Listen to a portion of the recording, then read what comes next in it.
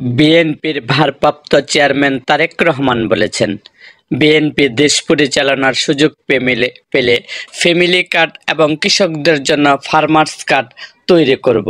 Family কার্ডটি হবে পরিবারের মা বা স্ত্রীর নামে। এতে তার পারিবারিক ও সামাজিক মর্যাদা বাড়বে। একই সাথে কৃষকদের জন্য ফার্মার্স কার্ড করা হবে, যা প্রতি মৌসুমে কৃষকদের সার, বীজ বা আর্থিক সহযোগিতা প্রাপ্তিতে সহযোগিতা করবে। গতকাল সোমবার খুলনা প্রেস ক্লাবের ব্যাংকোয়েট হলে দলের বিভাগীয় প্রশিক্ষণ কর্মশালায় প্রধান অতিথির বক্তৃতায় তিনি এসব কথা বলেন। রাষ্ট্রের মেরামতে বিএনপির প্রদত্ত ৩১ দফার বিষয়ে খুলনা ও ময়মনসিংহের বিভাগের সহস্রাধিক নেতা ও প্রশিক্ষণ কর্মশালায় অংশ নেন। তারেক রহমান কর্মশালার ভার্চুয়ালি সংযুক্ত হয়ে বলেন, বাংলাদেশের যে কোনো নির্বাচন থেকে আগামী জাতীয় নির্বাচন অনেক কঠিন হতে যাচ্ছে। মানুষের মধ্যে ধ্যান ধারণার পরিবর্তন হয়েছে। মানুষ এখন অনেক সচেতন হয়েছে। তাই কেউ যদি কোনো ভুল করে থাকে, তাহলে একজন নেতা হিসাবে তাদের সঠিক পথে নিয়ে আসা আপনার দায়িত্ব।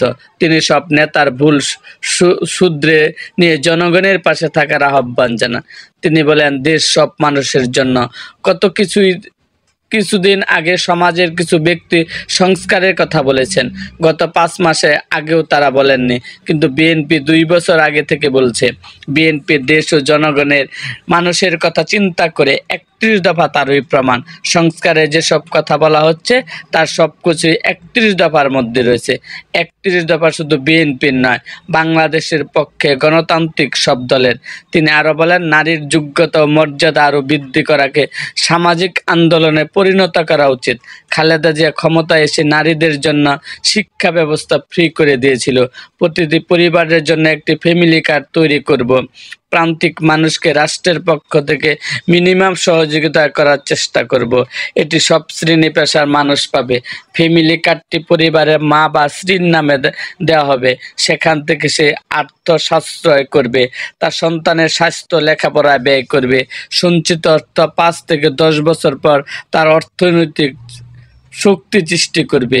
বিএনপির খুলনা বিভাগের ভারপ্রাপ্ত সাংগঠনিক সম্পাদক অনিন্দ ইসলাম অমিতের সভাপতিত্বে অনুষ্ঠিত কর্মশালায় মূল প্রশিক্ষক ছিলেন দলের মিডিয়া সেলের আহ্বায়ক অধ্যাপক ডক্টর মওদুদ হোসেন আলমগীর পাভেল।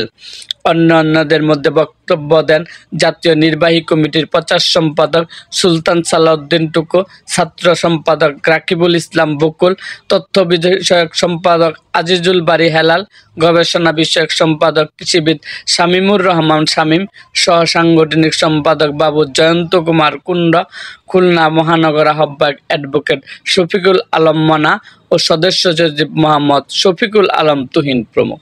এরকম আরও ভিডিও পেতে এবং রাজনৈতিক অঙ্গনের নানা ঘটনা ও ইতিহাস জানতে আমাদের মুক্তাগাছার ইতিহাস মিডিয়া ইউটিউব চ্যানেলটিকে সাবস্ক্রাইব করুন এবং পাশে থাকা বেল আইকনটি বাজিয়ে দিন।